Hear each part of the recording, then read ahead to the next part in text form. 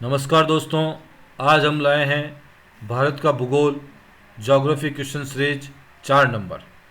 और ये इनमें सभी सवाल जो हमने लिए हैं वो एग्ज़ाम में कई बार पूछे गए हैं। दोस्तों, अगर आप तैयारी कर रहे हैं तो ये सवाल आपके लिए है। ये 10 सवाल में जो सवाल आप सही करते हैं या गलत करते हैं कमेंट बॉक्स में ज़रूर दें, और अच्छे लगें तो लाइक करें, शेयर करें और सब्सक्राइब करें। दोस्तों, हम डेली 9 बजे इस प्रकार की सीरीज़ हमेशा डालते हैं और आप हमारे चैनल को सब्सक्राइब ज़रूर करें। तो समय बर्बाद ना करते हुए हम चलते हैं अपने पहले क्वेश्चंस की तरफ। हमारा पहला क्वेश्चन है, शारदा नदी का उद्गम स्थल है।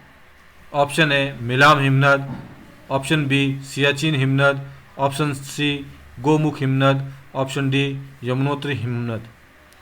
दोस्तों, आंसर देने के लिए 5 सेकंड है, और अगर आपको ज़्यादा समय चाहिए तो वीडियो को आप रोक सकते हो। तो आपका समय स्टार्ट होता है दोस्तों।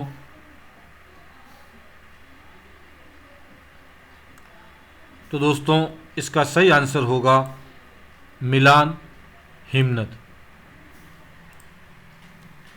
दोस्तों, ये जो ग्लेशियर है ये कुमाऊं हिमालय का एक प्रमुख ग्लेशियर है जो उत्तराखंड के पिथौरागढ़ जिले में, अगर आपसे इसकी स्थिति पूछी जाए तो ये है उत्तराखंड में स्थित है, और पिथौरागढ़ जिले का एक हिस्सा है, मुनस्यारी की तहसील में स्थित है।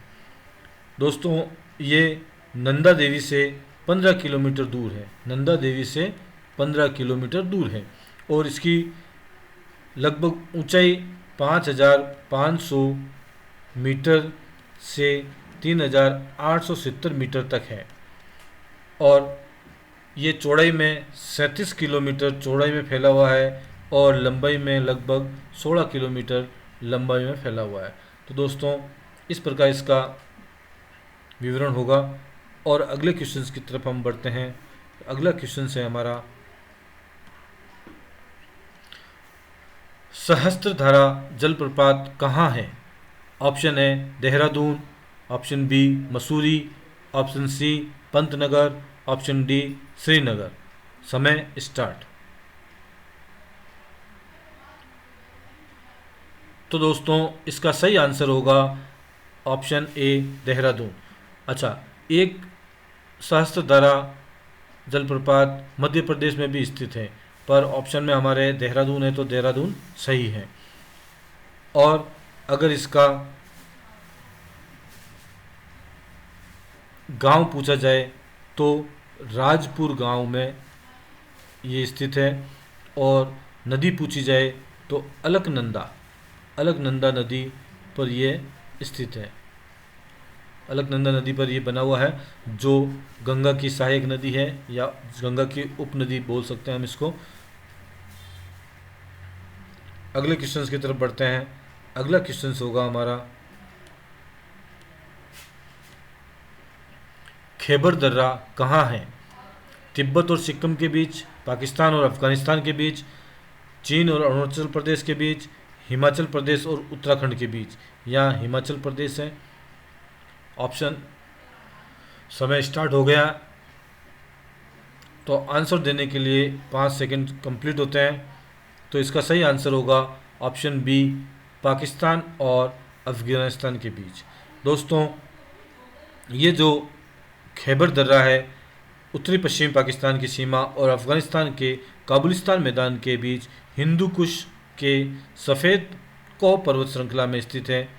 ये दर्रा लगभग 33 मील लंबा है, और इसका जो संकरा भाग जो कहते हैं कि इसका जो संकरा भाग है वो केवल 10 फुट ही संकरा है।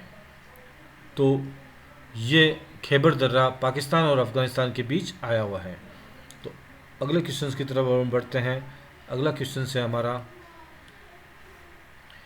कौन सा वन आधारित उद्योग नहीं है।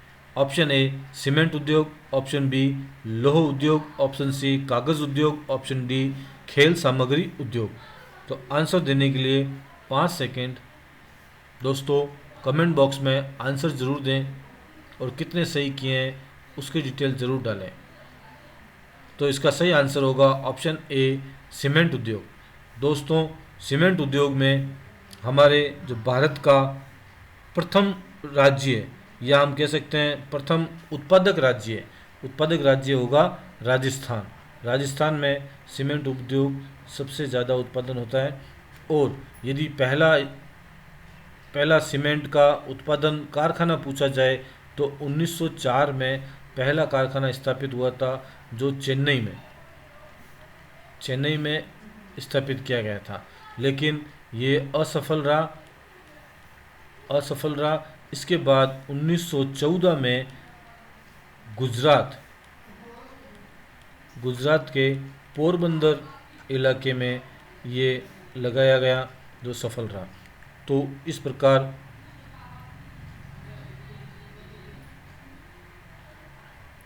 अगले क्वेश्चन की तरफ हम बढ़ते हैं। अगला क्वेश्चन है तमिलनाडु एवं केरल की संयुक्त नदी घाटी परियोजना है। Option A Periyar, option B Parambikulam Aliyar, option C Idukki, option D Papanasam. तो आंसर देने के लिए 5 सेकंड है।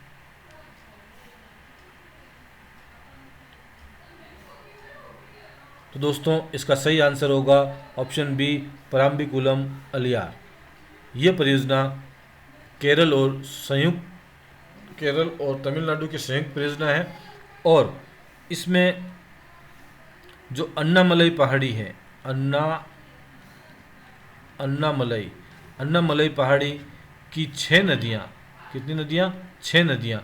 और जो इसके नीचे वाला जो मैदान है, उस मैदान की 2 नदियाँ, इन दोनों को जोड़कर चल्लाकुड़ी इन नदियों को मोड़कर चल्लाकुड़ी नदी में मिलाया गया और यहाँ पर ये परियोजना स्थापित की गई। इस परियोजना में 6 बांध हैं। इसकी दृष्टि से भी ये इम्पोर्टेंट है। तो इस प्रकार इसका विवरण होता है। अगले क्वेश्चन की तरफ हम बढ़ते हैं। अगला क्वेश्चन होगा हमारा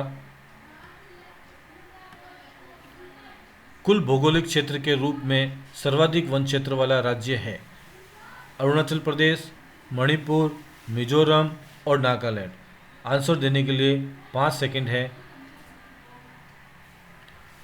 दोस्तों भौगोलिक क्षेत्र पूछा है, तो इसका सही आंसर होगा ऑप्शन सी मिजोरम। मिजोरम जो है भौगोलिक क्षेत्र के मामले में सर्वाधिक है। अच्छा, ये जो रिपोर्ट है 2019 की जो रिपोर्ट है, उसमें सबसे अधिक मिजोरम में है और मिजोरम के 85.41 भाग में वन क्षेत्र है। और दूसरा नंबर पे अरुणाचल प्रदेश है। अरुणाचल प्रदेश में 79.63% भाग में वन है। और दोस्तों तीसरे नंबर पे जो आता है वो है मेघालय जो होता है तीसरे नंबर पे है। इसमें 76.33% भाग पर वन क्षेत्र है। चौथे स्थान पर मणिपुर आएगा चौथे स्थान पर, जिसमें 75.46% भाग पर वन क्षेत्र है। और इसका अगला है 5वें नंबर पर नागालैंड में 75.31% भाग पर वन क्षेत्र है।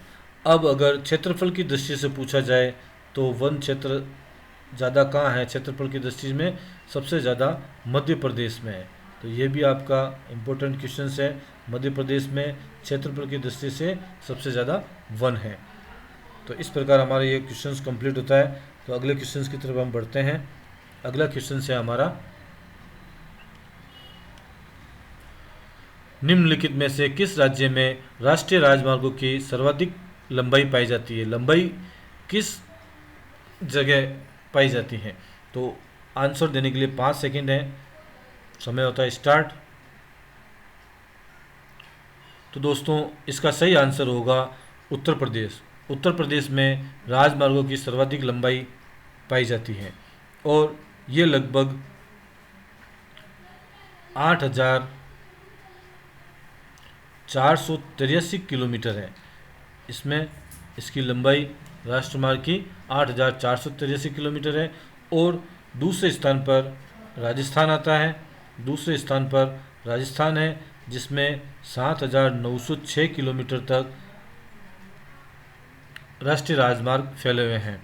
और तीसरे स्थान पर आंध्र प्रदेश आता है। आंध्र प्रदेश में 5,231 किलोमीटर तक राष्ट्रीय राजमार्ग हैं। और इसके पश्चात महाराष्ट्र आता है। महाराष्ट्र में दोस्तों 7,434 किलोमीटर तक राष्ट्रीय राजमार्ग की लंबाई है। इस प्रकार राष्ट्रीय राजमार्ग हैं।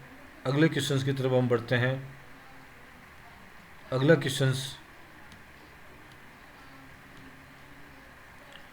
कौन सी हिमालय की पर्वत चोटी आसाम राज्य में स्थित है? Option A Nanda Devi, option B Namcha Barwa, option C Dhaulagiri, option D Kanchenjunga.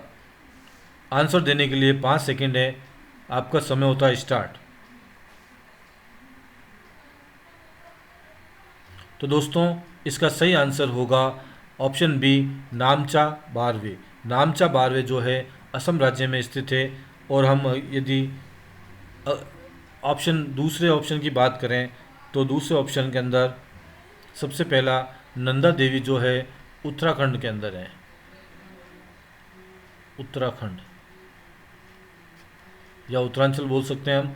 और धौलागिरी जो है वो नेपाल में, नेपाल बॉर्डर पर स्थित है।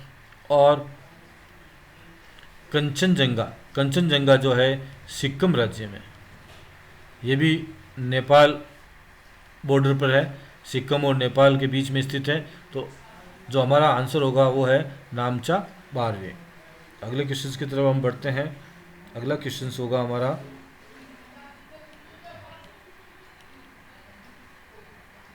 चेन्नई में जाड़ों में वर्षा किस कारण होती है? ऑप्शन है दक्षिण पश्चिम मानसून से, ऑप्शन बी उत्तरी पूर्वी मानसून से, ऑप्शन सी स्थलीय व सामुद्रिक हवाओं से, ऑप्शन डी इनमें से कोई नहीं। तो 5 सेकंड आपके स्टार्ट होते हैं। तो दोस्तों इसका सही आंसर होगा उत्तर पूर्वी मानसून से। उत्तर पूर्वी मानसून में जाड़ों में वर्षा पाई जाती है, होती है। अगले क्वेश्चन की तरफ बढ़ते हैं। अगला क्वेश्चन से, भारत में कौन मृदा समूह वाले लोहे का अतिरिक्त होने के कारण अनु-उर्वर होता रहा है? ऑप्शन ए मरुस्थलीय बालू, ऑप्शन बी जलोढ़, ऑप्शन सी पारजोलिक, ऑप्शन डी लेटराइट। ये मिट्टी से संबंधित क्वेश्चन है। तो इसका सही आंसर देने के लिए 5 सेकंड है आपके पास और समय स्टार्ट हो चुका है। तो इसका सही आंसर होगा दोस्तों ऑप्शन डी लेटराइट। लेटराइट इसका सही आंसर होगा। अगले क्वेश्चंस की तरफ, तो हमारे सारे क्वेश्चंस कंप्लीट हुए। दोस्तों क्वेश्चंस कैसे लगे? अच्छे लगे हों तो लाइक ज़रूर करो दोस्तों। और डेली क्वेश्चंस प्राप्त करने के लिए हमारे चैनल को सब्सक्राइब करना ना भूलना। डेली 9 बजे हम हमारे जो क्वेश्चन सीरीज है वो डालते हैं। दोस्तों तैयारी की जांच करना बहुत ज़रूरी होता है और कमेंट बॉक्स में आप ज़रूर डालें कि आपकी कितने सवाल सही हुए, कितने गलत हुए। और यदि कोई इसमें त्रुटि रह गई हो तो भी आप कमेंट बॉक्स में डाल सकते हैं। धन्यवाद दोस्तों।